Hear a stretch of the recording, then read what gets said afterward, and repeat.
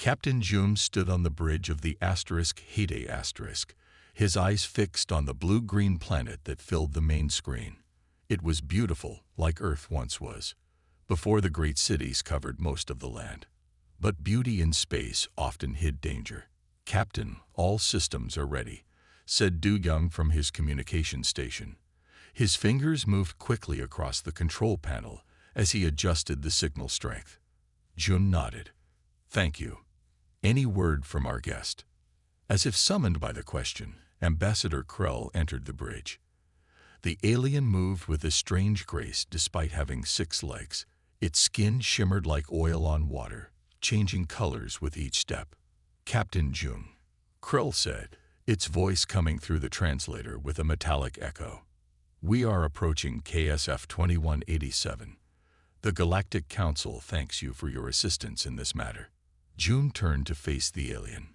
"You still haven't told us why we're here, Ambassador. The Council has ships with better technology than ours. Why send humans?" Krell's skin flickered to a deep blue. Jun had learned this meant the alien was uncomfortable. "All will be explained in time," Krell said. Dr. Hyun looked up from her science station. Her dark eyes narrowed with suspicion. "Captain, I'm picking up strange readings from the planet. The biological signatures are unusual. They don't match anything in our database." "Unusual how?" Jun asked. "They're changing, sir, rapidly, as if the life forms are evolving every few minutes." She looked at Krell. "Have you seen this before, Ambassador?" Krell moved back slightly. "This is why we are here." The door to the bridge slid open, and Security Chief Sun walked in. His broad shoulders nearly filled the doorway, and the laser pistol at his hip looked small against his large frame. "Ship's secure, Captain," he reported. "Engineer Minha has the engines running at peak efficiency. We can leave quickly if needed." He glanced at Krell. "And I think we might need to." Jun felt the tension in the room grow. His crew trusted him, but they were flying blind into what felt more and more like a trap. The Korean Space Force had only joined the Galactic Council 3 years ago. Humans were still seen as newcomers, primitives by the standards of species that had traveled between stars for thousands of years. "Ambassador," Jun said firmly, "my crew deserves to know what we're facing. 3 days in hyperspace with no information is long enough. What's on that planet?" Krell's skin rippled with patches of yellow and red. "Captain, I assure you." "Sir," Dr. Hyun interrupted, her voice tight with alarm. "I found partial records from previous expeditions to this planet. 3 ships, Captain. All Council vessels, all lost." The bridge went silent. Jun stared at Krell, whose body had gone completely still. "Is this true?" Jun demanded. "Yes," Krell admitted. 3 expeditions, none returned." Sun's hand moved to his weapon. "And you brought us here without warning." "The Council believed a different approach was needed," Krell said. "Your species thinks differently than ours. You see patterns we miss. You act in ways we cannot predict." "You mean we're expendable," Minha said from the doorway. The ship's engineer had grease on her hands from working on the engines. Her voice was calm, but Jun could see the anger in her eyes. "No," Krell replied. "We mean you might succeed where we failed. There is something on that planet, something that learns too quickly, something that has destroyed every team we've sent." Jun looked back at the peaceful-looking world on the screen. "What is it?" Krell's skin turned a deep, dark purple that Jun had never seen before. "We call it the Devourer," Krell said softly, "and it is the most dangerous creature in the known galaxy." As if responding to its name, the sensors began to beep rapidly. Something was rising from the planet's surface.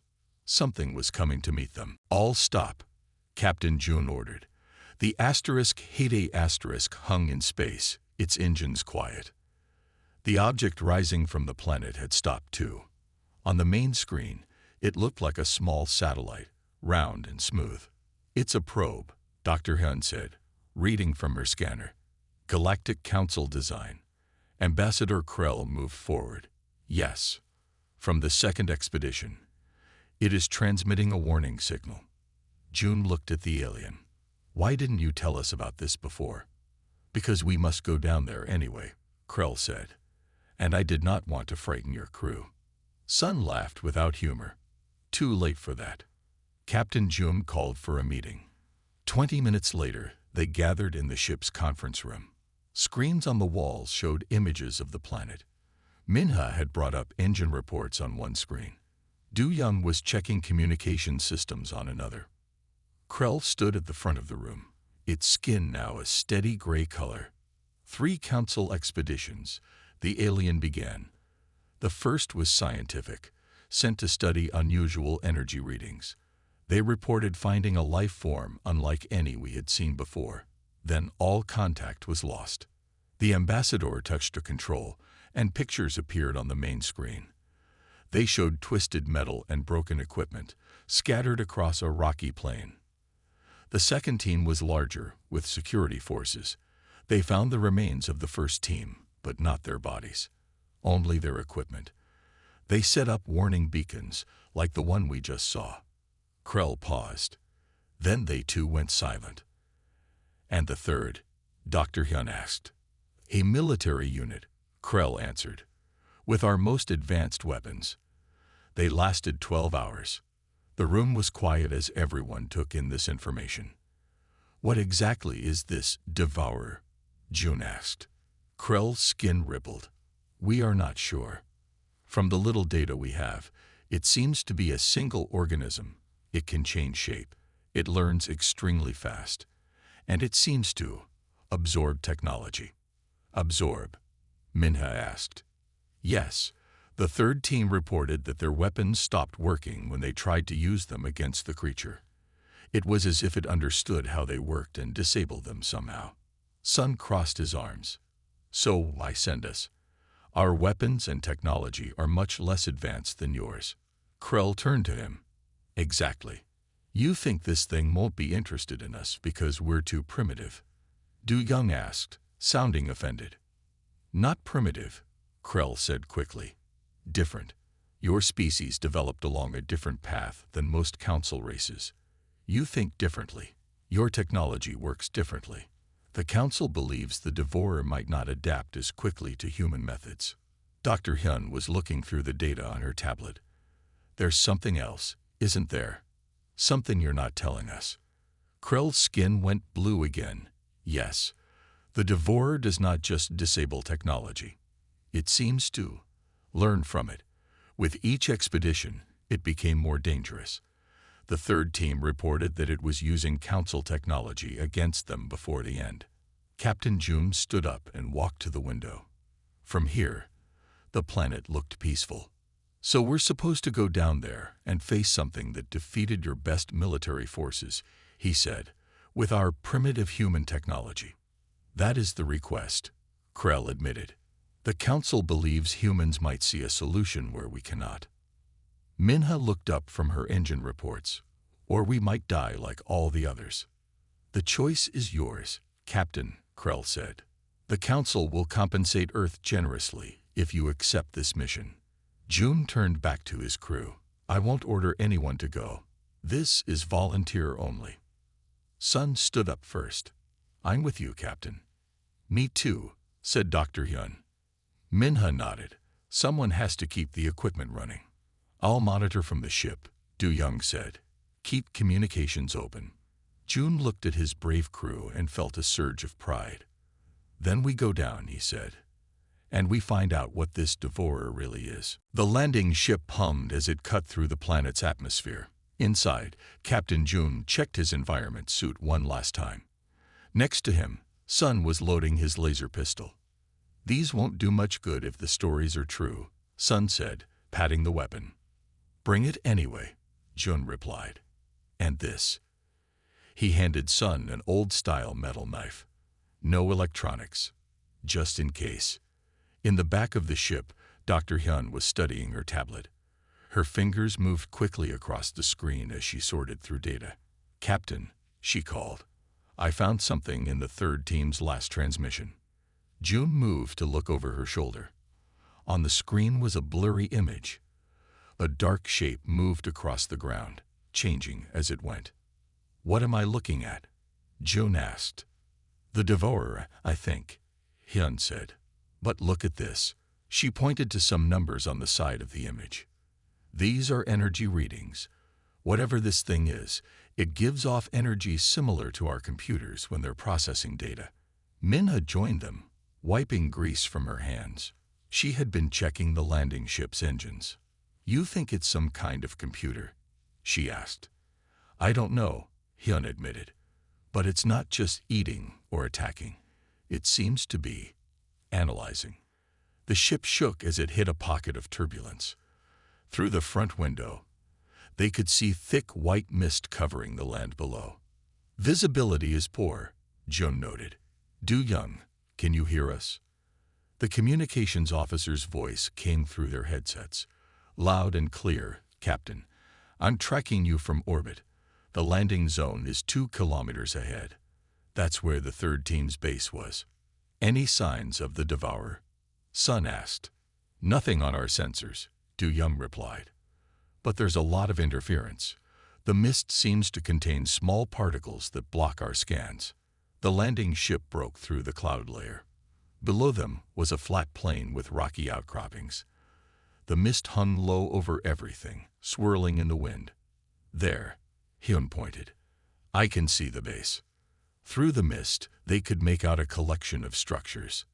The buildings were dark and still. Minha guided the ship down, landing it a safe distance from the base.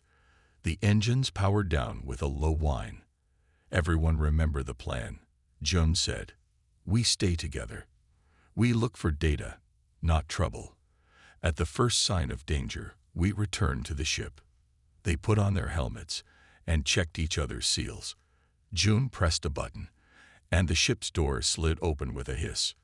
Cold, damp air filled with mist flowed in. Sun went first, his large frame moving cautiously down the ramp. Jun followed, then Hyun, with Minha bringing up the rear.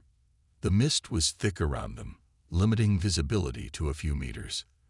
Their boots made soft sounds on the rocky ground. The air smelled strange. Not bad, but different from Earth air.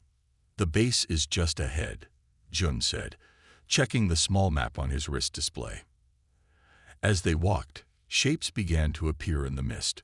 The broken remains of Council technology lay scattered across the ground. A large vehicle was tipped onto its side, its metal skin torn open like paper. "Look at this," Sun said, bending down to examine a weapon. It was bigger than his arm, made of some shiny metal. "Council plasma rifle. The most powerful hand weapon they make." He turned it over. It's been opened, like something wanted to see how it worked. Dr. Hyun was scanning everything with her devices. "Captain, I'm detecting traces of biological material. It's everywhere." "From the Council teams?" Jun asked. "No," Hyun said, her voice tight. "This isn't from any known species, and it's active, still living somehow." As they approached the main building of the base, something moved in the mist behind them. Just a flicker, there and gone. "Did you see that?" Minha whispered. Sun turned, his weapon raised. "I don't see anything." But they all felt it now. The feeling of being watched. They were not alone in the mist. Captain Jun raised his hand, and everyone stopped moving. They stood still, listening to the silence. The only sound was the soft hiss of the mist as it moved around them. "Do-young," Jun whispered into his communicator. "Do you see anything from orbit?" There was a pause before Do-young's voice came through. "Nothing clear, Captain. The mist blocks most of our sensors. But there is something moving out there. The heat patterns are strange. They don't match any animal I've ever seen." Sun moved closer to Jun, his weapon ready. "We should check the base. Maybe they left some records." Jun nodded. "Stay close." The main building of the base was a large dome. Its door hung open, bent outward as if something had forced its way out. Inside, emergency lights cast a dim red glow over the room. Power's still on, Minha noted. She moved to a control panel on the wall. Backup systems are running. That's good. We might be able to access their computers. Dr. Hyun walked slowly around the room, scanning everything. Her face looked worried behind her helmet. Captain, there are no bodies, she said. But look at this. She pointed to dark stains on the floor and walls. This is blood from at least 3 different council species, and there's that strange biological material mixed with it. Sun was examining a pile of broken equipment in the corner. Their weapons are all taken apart, like someone wanted to see how they worked. He picked up a piece. This is from a council shield generator, strongest portable defense they have. It's been studied. Minha had managed to get a computer working. Images flashed on the screen as she searched through files. I found their logs, she said. The others gathered around her. On the screen, they saw a recording. A tall, insect-like alien, the commander of the 3rd team, was speaking urgently. Day 2 of the mission. We have lost contact with base camp. Something is hunting us. It disabled our vehicles first, then our communications. Now it's picking us off one by one. It learns. It adapts to everything we try. Each time we use a weapon, it only works once. Then the creature understands it and is no longer affected. The alien looked over its shoulder, then back at the camera. It's not just killing. It's studying us, taking our technology, our weapons, learning from them. I believe it's some kind of. The recording cut off. That's all there is, Minha said. Can you find anything else? Jun asked. Minha tried, but the computer suddenly went dark. Power's gone, she said. Something drained it. A chill went through the group. They had all been thinking the same thing. If the creature drained power, and the backup systems had been running until now. It's here, Sun said, spinning around to face the door. It knows we're here. They backed away from the computer, forming a circle with their backs to each other. Jun felt his heart beating fast. Do Young, he said into his communicator. We need. His words were cut off by a burst of static. Communications are being jammed, Hyun said. Outside the dome, the mist seemed to grow thicker. Through the open door, they could see shapes moving, circling the building. It's testing us, Hyun whispered, watching how we react. Minha was looking at her scanner. Captain, look at this. Whatever is out there, it's most active near our communication devices. Jun thought about this. It's interested in our technology, in information. Sun raised his weapon as a shadow passed by the door. It's getting closer. Wait, Jun said. I noticed something. When I turned on my light earlier, the movement in the mist backed away. He reached to his belt and took out a small but powerful flashlight. As he turned it on, the shadows at the door seemed to retreat. It doesn't like the light, he said. Everyone, lights on. We're getting out of here. With their lights pointing outward, they moved toward the door. The shadows kept their distance but continued to circle. The hunt had begun. But who was hunting whom? With their lights shining into the mist, the team moved slowly away from the dome. The shadows kept their distance but followed them. Head for the ship, Captain Jun ordered. Stay together. They walked in a tight group, each person watching a different direction. The mist swirled around their legs, thick and white. It was hard to see more than a few steps ahead. Something's wrong, Minha said suddenly. The ship should be right here. They stopped. Where their landing ship had been, there was only empty ground. It moved our ship? Sun asked, his voice tight with tension. Dr. Hyun shook her head. Or it's making us see things wrong. Maybe the mist is affecting our senses. Captain Jun checked his wrist device. According to this, we're 50 meters east of where we should be. The mist must have confused our direction. They turned west and continued walking. The shadows in the mist seemed to grow darker, more solid. Captain, Sun warned, they're getting closer. Suddenly, the mist in front of them began to move differently. It swirled faster, forming a shape. At first, it looked like a column of smoke. Then it changed, becoming more solid, dark and shiny, like wet metal. "The Devourer," Hyun whispered. The creature rose up before them. It had no clear shape. Parts of it flowed like water, while others hardened like metal. It was both solid and liquid at the same time. In the center of its mass, they could see pieces of technology, parts of council weapons and devices, half absorbed into its body. "Don't move," Jun ordered. "Keep your lights on it." The creature paused, as if studying them. A part of it stretched out, reaching toward Hyun's scanner. The device sparked and went dead in her hand. "It's draining the power," she said, dropping the scanner. Sun raised his laser pistol and fired. The beam hit the creature, cutting through its middle. But the wound closed instantly. The creature rippled, and suddenly a similar beam shot back from its body, nearly hitting Sun. "It copied my weapon," Sun shouted. "Fall back," Jun ordered. They turned to run, but the creature moved with incredible speed. It flowed across the ground like a wave, cutting off their escape. A tendril of its body shot out, wrapping around Sun's leg. He fell hard. "Sun!" Minha cried. Jun didn't hesitate. He ran forward, his light held high. The beam hit the tendril holding Sun, and the creature pulled back, seeming to shrink from the bright light. Sun scrambled to his feet. "Thanks, Captain." The creature rose up again, bigger now. It had absorbed Sun's fallen laser pistol and was changing shape, growing solid plates like armor over its body.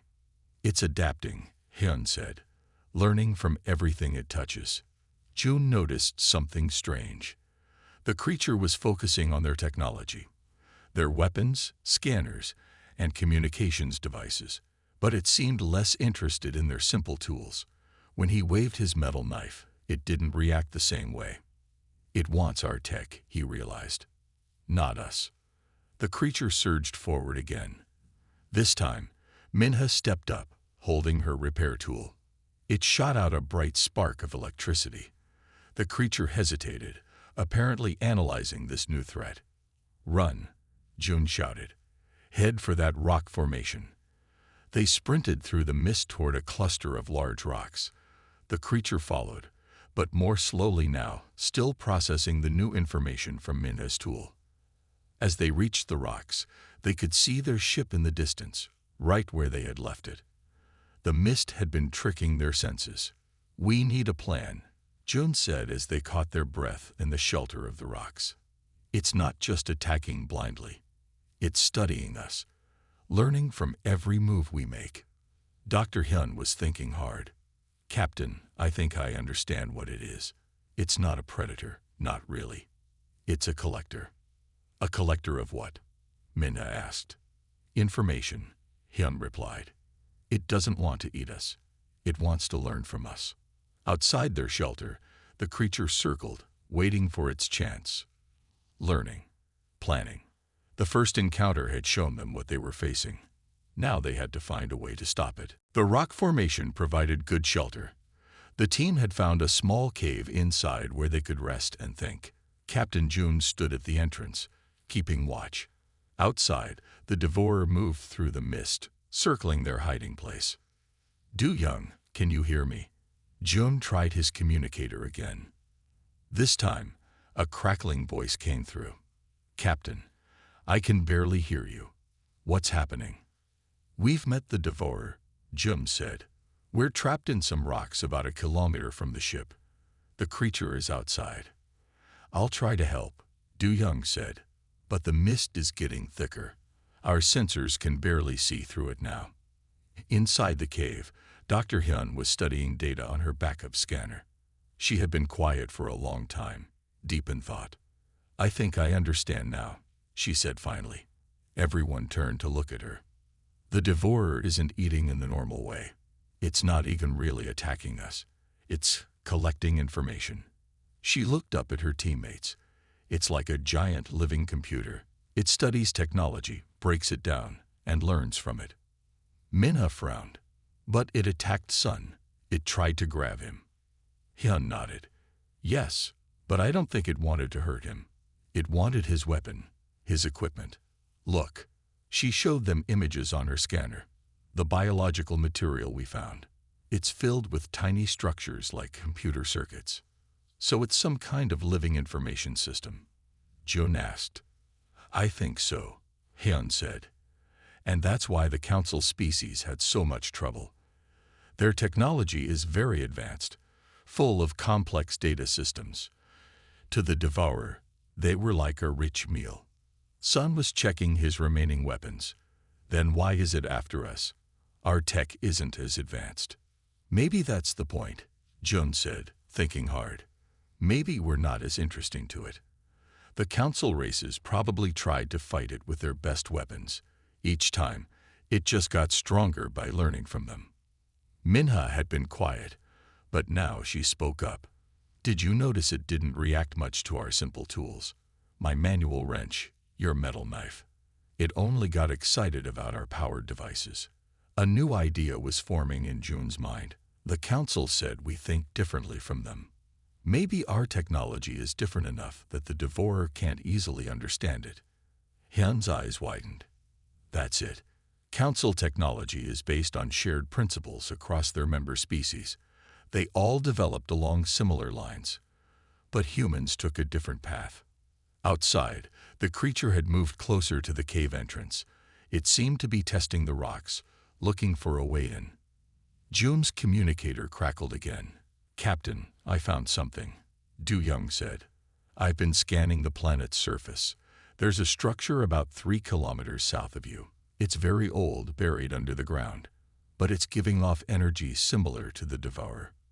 You think that's its home? Jun asked. Maybe, Du Young replied. Or its origin point. Hyun was excited now. Captain, I think I know what this creature is. It's not natural. It was created. Created? By who? Sun asked. I don't know, Hyun said. But look at how it behaves. It collects information, learns from technology. What if it was designed to do that? What if it's some kind of ancient library system that broke down over time?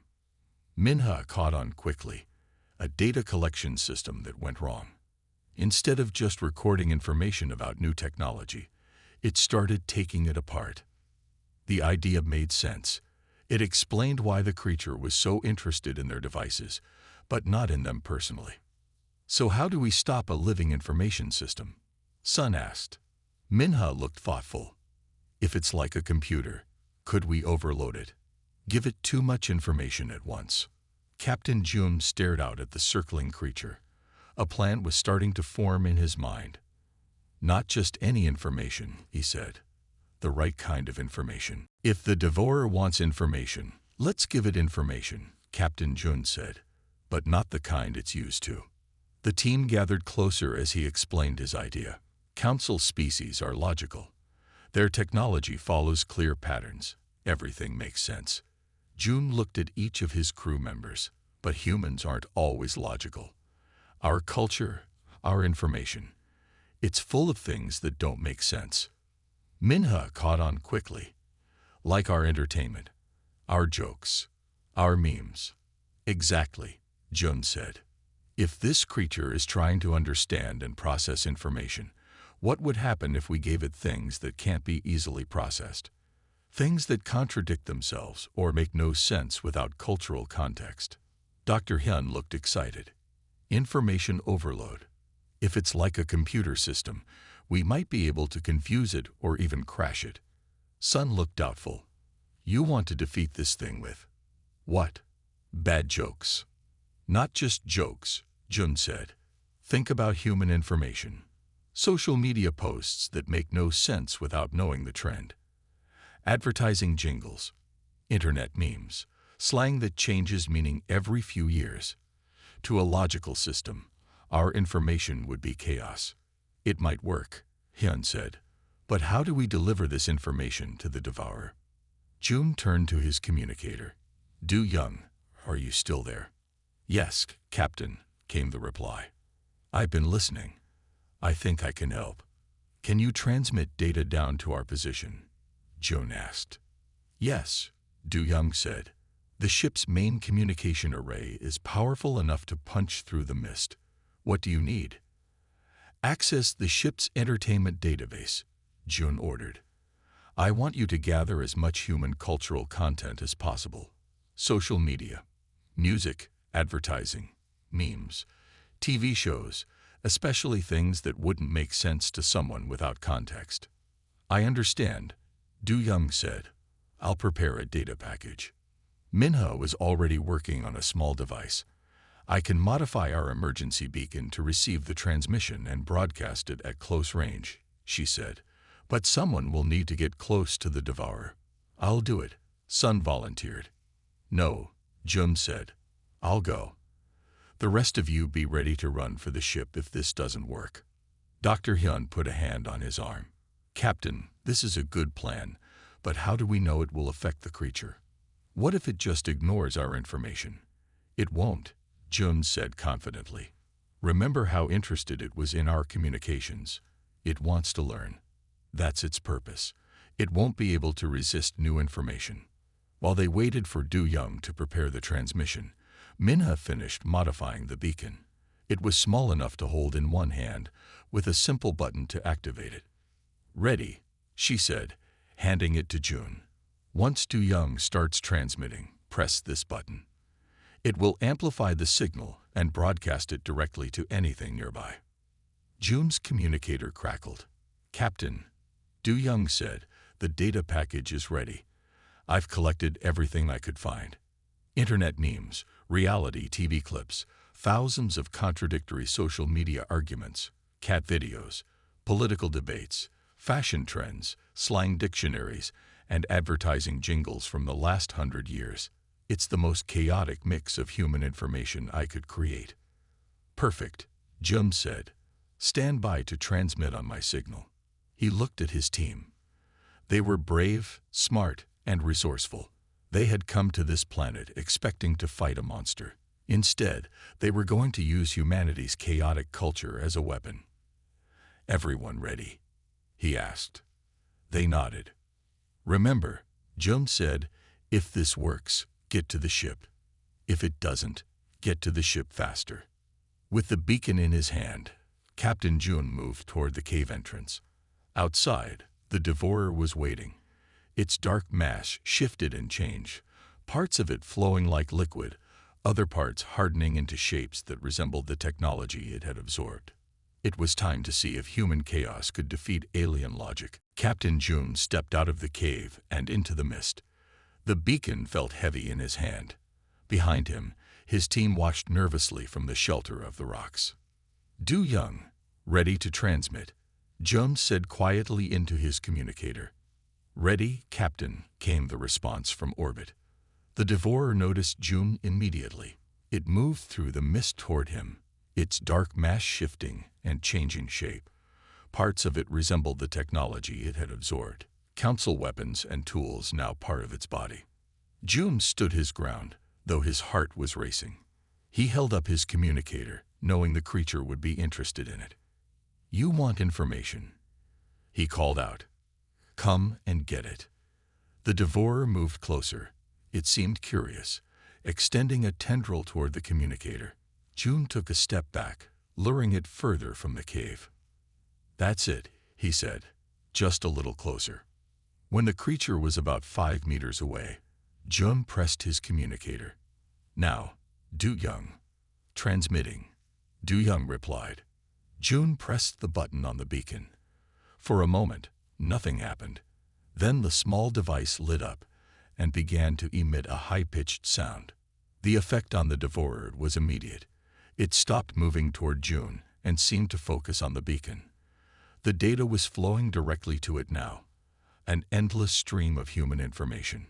At first, the creature grew larger, absorbing the new data eagerly. Its surface rippled with activity as it processed the information. Inside the ship in orbit, Du Young was monitoring the transmission. It's working, Captain. The creature is accepting the data package. The first wave of information hit the devourer. Thousands of internet memes without context, jokes that made no sense without cultural understanding, slang terms that contradicted each other. The creature's smooth movements became jerky. Its shape began to change more rapidly, unable to settle on a single form. The second wave followed. Reality TV arguments, social media debates with no logical resolution, music with lyrics that made no literal sense. "It's getting confused," Dr. Hyun called from the cave. Her scanner was picking up erratic energy patterns from the creature.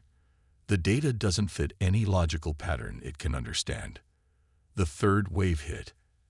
Advertising jingles, political slogans, fashion trends that contradicted previous trends, cat videos, and dance challenges. The devourer's shape became even more unstable. Parts of it would form solid shapes, then dissolve again. The technology embedded in its body began to separate from its mass, falling to the ground. "It's working," Minha shouted. The final wave of data overwhelmed the creature.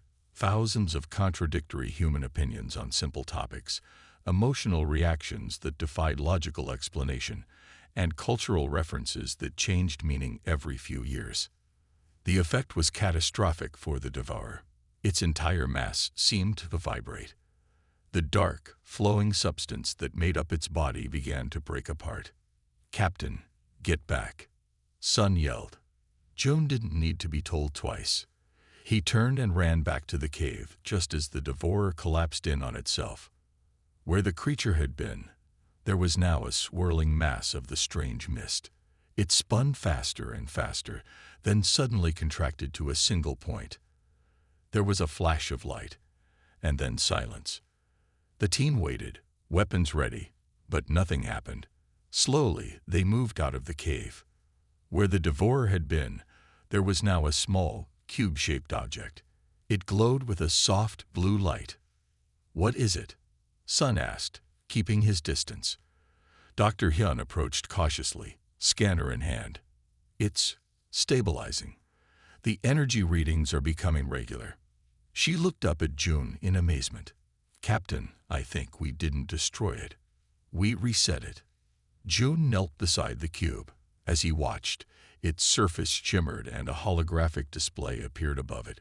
Symbols and images flashed by, too fast to follow. "It's communicating," Hyun said, "or trying to." The humans' plan had worked, but not exactly as they expected.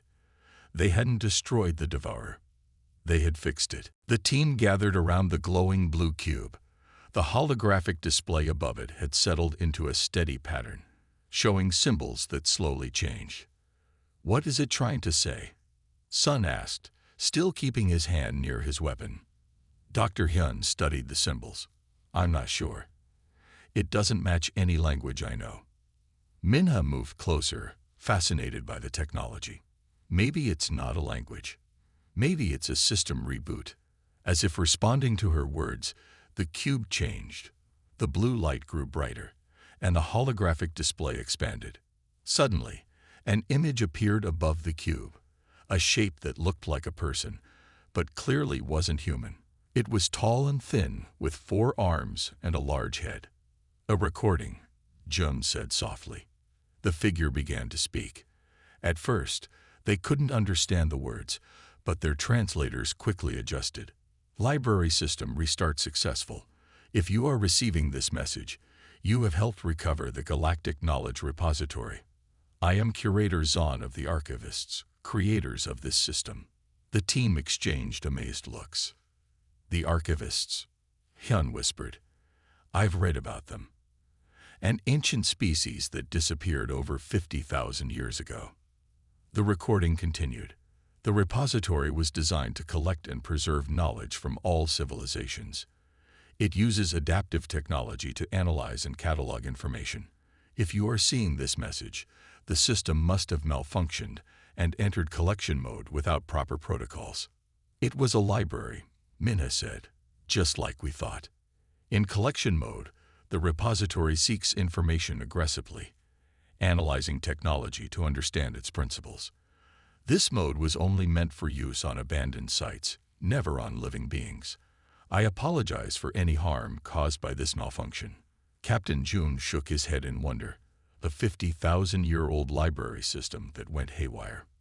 The image change, showing a schematic of the cube. The system has now reset to standard operation. You may access the knowledge within, or choose to deactivate the repository. Thank you for your assistance in recovering this archive of galactic knowledge. The message ended, but the holographic display remained, now showing what looked like a control interface. Captain, Du Young's voice came through the communicator. Ambassador Krell is demanding to know what's happening. The Council ship has detected the energy change. Tell him we've solved the problem, Jun replied. The Devourer is no longer a threat. Dr. Hyun was already working with the interface. Captain, this is incredible. This cube contains the knowledge of thousands of civilizations, some that existed before the Council races even evolved. It might be the most valuable data storage device in the galaxy. Sun laughed. And we fixed it with cat videos and memes. That's what did it, Minna said. The creature, the repository, was designed to find patterns in information. Council technology follows strict logical patterns, but human information is full of contradictions and emotional context that can't be understood through pure logic. We overloaded its pattern recognition systems, Hyun agreed, forced it to reset. June contacted the ship again. Du Young, tell Ambassador Krell we're bringing something back. Something much better than what we came for. When they returned to the Heyday with the cube, Ambassador Krell was waiting in the docking bay. The alien skin changed colors rapidly when they explained what had happened. Impossible, Krell said. You defeated the Devourer with entertainment videos. Not defeated, Jum corrected. Fixed. It was never a monster, just a broken library. Krell stared at the cube. The Council has tried for years to stop this creature. Our best weapons, our most advanced technology, all failed. And you humans succeeded with chaos. Sometimes chaos is exactly what you need, Jun said with a smile. When logic fails, try illogic. As the Heyday prepared to return to Earth, the team knew they had changed humanity's standing in the galaxy. The Council would have to recognize that humans, with their primitive technology and chaotic thinking, had something valuable to offer. The most dangerous creature in the galaxy had been conquered in seconds, not with advanced weapons, but with the beautiful, confusing chaos of human culture. And that was a victory worth celebrating. ****, the end ****.